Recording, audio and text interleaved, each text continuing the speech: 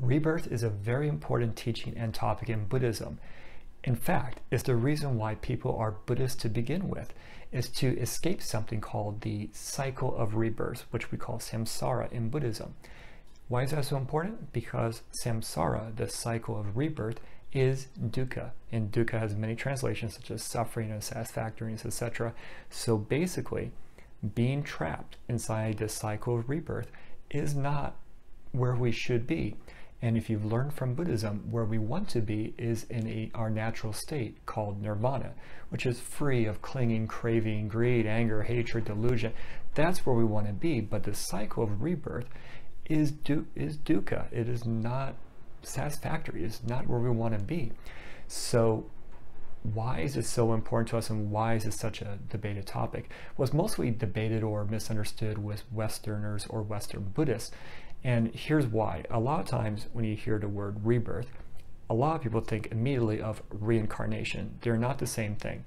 Now, it can be argued that it's really kind of talking about the same thing, and we're just playing around with words here, but there's a reason why rebirth is used more than reincarnation. Now, when we say reincarnation, the first thing probably pops into your head is, well, what will I be reborn as?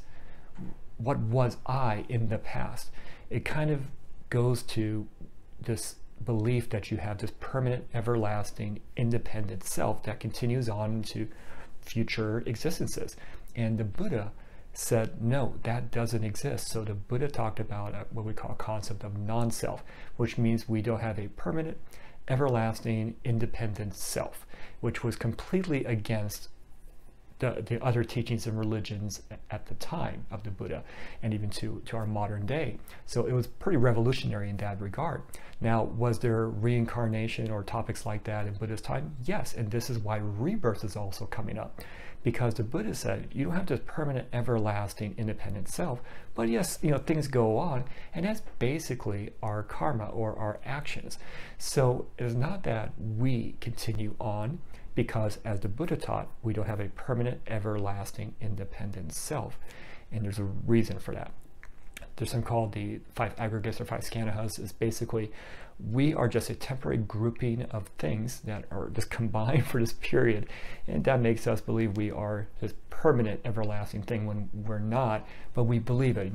I can think, I remember things, I feel, I believe certain things, but it's all impermanent. That's not my core identity, if you will. Now, what continues on, the only thing we have control over is our actions, our karma. But we also have karma from prior existences. So where are we kind of going with all this, right? It sounds a little confusing here. So you and me, we do not have a permanent, everlasting self, like I just mentioned. Now, what continues on, as I mentioned a second ago as well, is actions, karma. There's something called the store consciousness. This part of that 5 groupings that make us us.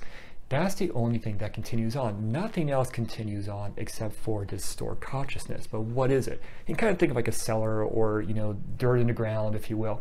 It's where seeds are planted. The seeds we're talking about are karmic or karma actions. And so they are planted there just waiting for the right conditions to be watered, to grow, whether that's a wholesome or unwholesome type of karmic action seeds planted inside there. They're waiting for these right conditions to blossom, basically, to come to fruition. So that's what continues on. It's not what you believe, what you think, who you think you are, or some type of other type of soul permanent existence. That doesn't continue on. It's these karmic actions in the store consciousness. Now, there are different Buddhist traditions, obviously, and everyone has different little variations and beliefs and practices as it relates to rebirth and everything I'm talking about right here. I'm kind of making this very, very high level and a little bit over to the Mahayana category as well. But the important thing to remember is, and this is what was important to me because I dismissed rebirth for many years as a new Western Buddhist, and as the more I learned from Buddhist teachers, it just transformed me to the point where this is actually a very motivating and faith-driven determination for me to believe in rebirth. Because at first you might go, well, you're saying I don't have a permanent everlasting self.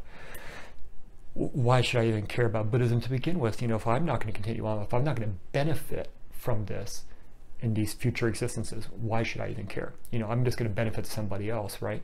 If you think about it, you're probably benefiting right now from prior karmic actions that allowed you to maybe be even interested in Buddhism. There could have been little something in the past, right? All of this is important, especially in Buddhism, as we, develop, generosity, compassion, loving kindness. It kind of goes away, this love of self that you don't really exist permanently. That goes away, and it's replaced with this kindness, generosity, compassion, loving kindness. These are the moral and conduct that we want inside Buddhism. Remember, we have 3 parts of Buddhism that we're practicing. It's wisdom, it's conduct of morality, and meditative concentration. These are part of the Buddhist Noble Eightfold Path. So, going back to rebirth, it can feel like, well, if I don't continue on, what's even the point? The only thing that continues on is our actions. We have power over that. And the Buddha has said that throughout his entire teaching career, entire existence on this earth. He's like, we have control over our actions. We can make a difference when it comes to that to continue on. And I'll talk more about karma in a different video. But going back to rebirth, I think a few things are really important for Westerners to kind of understand. There's a one part where you don't have a permanent, everlasting self. Only your actions continue on. That may sound a little depressing, but it's also empowering, because what you're doing in this lifetime has a purpose. You're generating these seeds in the store consciousness, which is continuing on. And as more of you practice as a Buddhist, you're more focused on compassion, loving kindness, generosity, etc., where this selfishness, the desire for self to continue on fades away, where that becomes a priority to do everything else. So it's not going to make a bigger difference what you probably believe right now, like, well, I want myself to continue, I want to do it for myself. Yes, you are going to have some tangible benefits from being a Buddhist, medical sense, psychological sense.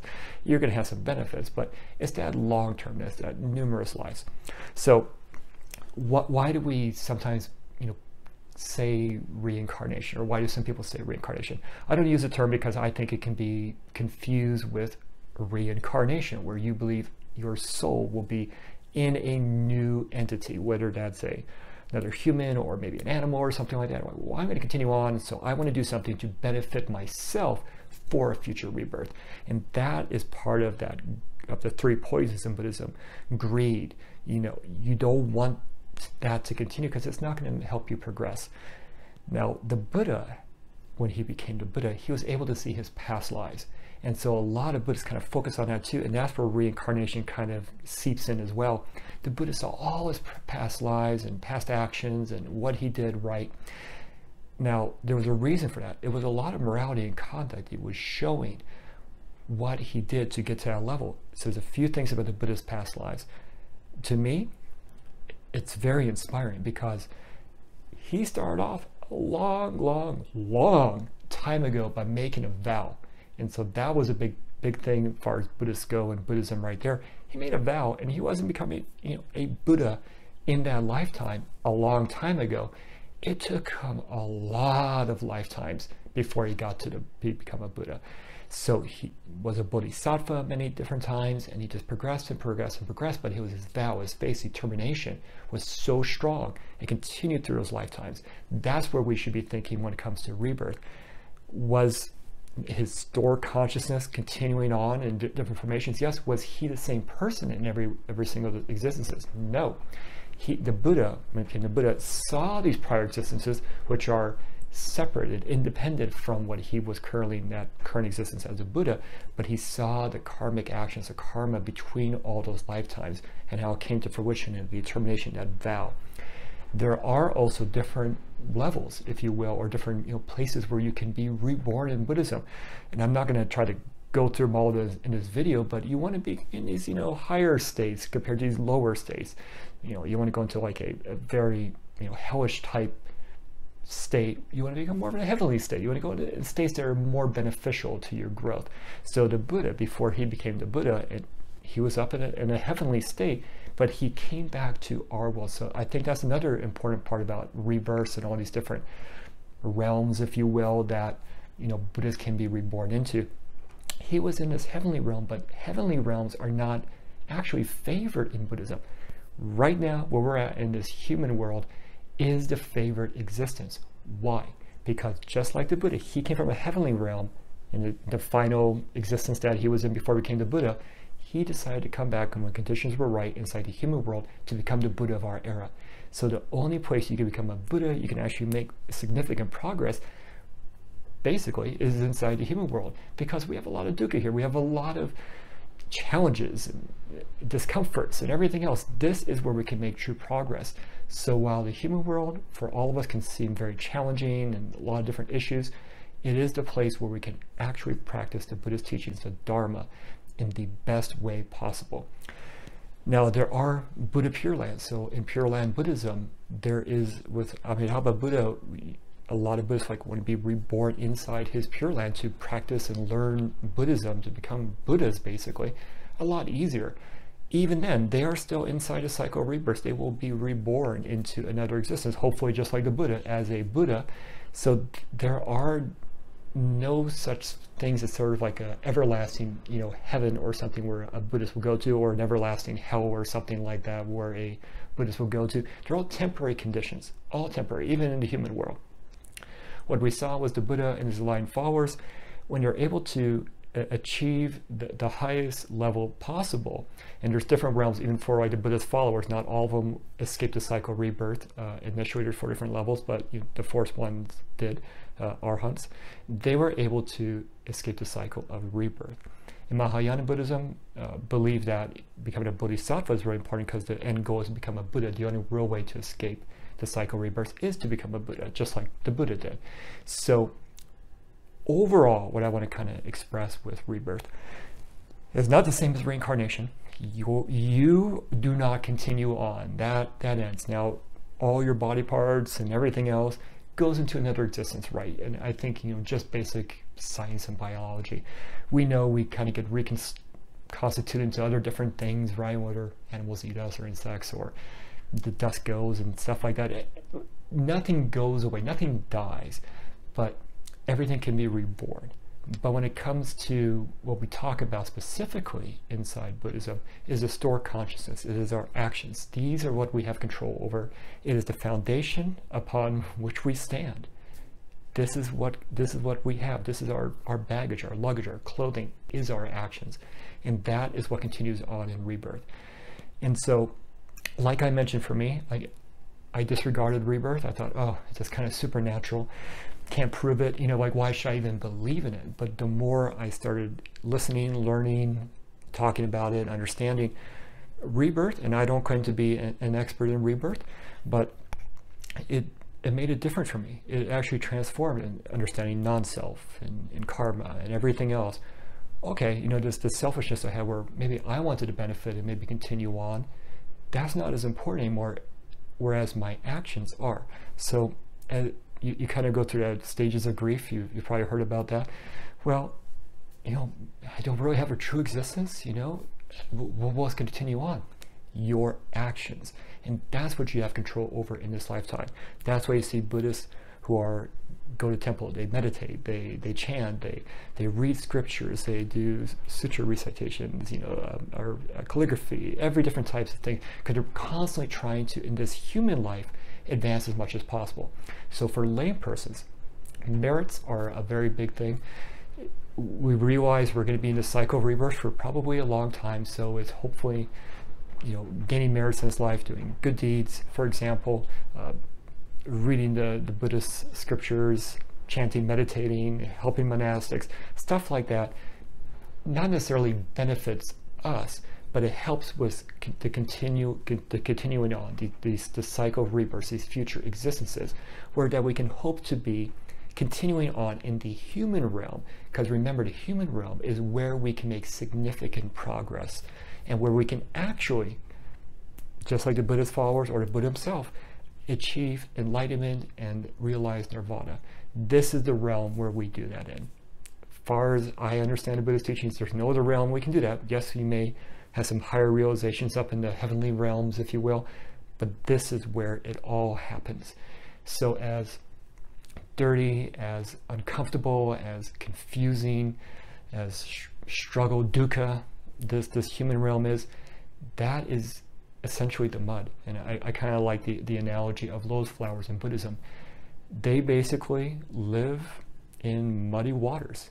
You can't see there, right? And we can compare that to dukkha or samsara, our cycle of rebirth, right? You can't really see, but if you ever seen lotus flowers, when they come up through they break the surface of the water, they're beautiful, they're clean, right? Awakening, enlightenment. They're in nirvana now, right? But what was important, that dirty, disgusting mud down there, we can't see anything, full of nourishments. That's what's actually fueled, that helped them break through to the top.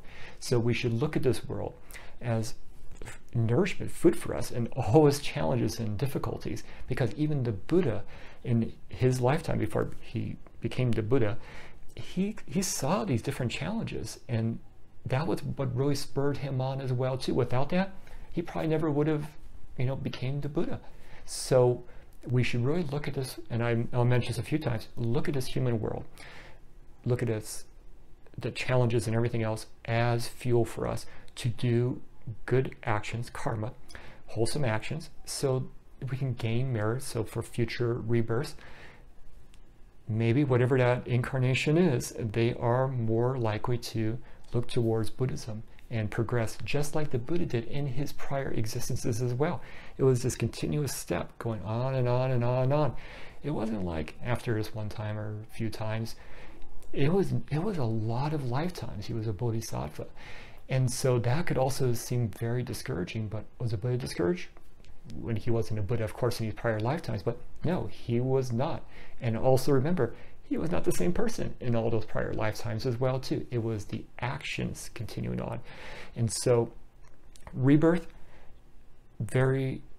I don't want to say it's a very confusing topic or challenging topic, but yeah, there's a lot to it, and I really high leveled it inside this video, because what I really mostly want to get out of this video for you is that it's not the same as reincarnation, where you believe you have something permanent, everlasting, independent that continues on to another existence, because that makes you want to believe, well, I'm going to do this, become a Buddhist for myself, to benefit myself in the future. There's no benefiting anything you believe is you in the future, because you as a permanent, independent entity doesn't exist. Right now, you and me, we both exist. Obviously, we are this grouping of things. We obviously exist, but again, is our actions. And we have to look at the Buddha's life, and I think it's a great example with him. Prior lifetimes, he had that vow, determination, commitment, continued on until he became the Buddha. And remember, we all have inherent Buddha nature inside us. We can all become Buddhas. We can all escape the cycle of rebirth. Will it take a long time? Yeah. Probably, absolutely, but it's a firm commitment, just like the Buddha. If he did it, we can do it. There's nothing that he did that we cannot do, but we have to have that commitment and determination. So rebirth should not be something that should be feared or should be looked at with skepticism. All those fight to look at it with skepticism, or with anything inside Buddhism, to challenge it, question it, talk about it. Absolutely, but talk to monastics, talk to teachers, help understand this a little bit better. If you're still up in the air about this, read more about it, if you don't have a teacher, but definitely get with Buddhist monastics, however you can, to discuss this more, to help you understand it, and go in there with an open mind. This is going to be a big factor, I believe, in our Buddhist practice. Like I mentioned with myself, I disregard it, but now it is something that actually really spurs me on. And it may sound in a very weird way, especially as Westerners, because, well, I'm not going to benefit from it, but future incarnations of whatever my stored consciousness, my actions continue on to, we'll make sure they benefit from that. And that's where we want to be as Buddhists, is that merit-driven, to continue on, to make sure our karmic actions and the stored consciousness, these seeds, continue on. It's going to, I'm not sure how else to explain it, but it's going to be a good thing for you as a Buddhist. I'm going to give you a few resources inside the description of my YouTube video, or however I'm posting this, a few different links inside there. I definitely recommend you read that. It'll give you a little more background on this, but do you have any questions on rebirth? Or there's something still confusing about rebirth, or you kind of like think, well, it still feels like reincarnation to me, or whatever your questions might be. I would like to hear from you in the comments below, and I'm gonna see if I can perhaps help you out or get somebody to maybe explain it in a different way for you. Please leave me a comment. I'd like to hear from you. Thank you.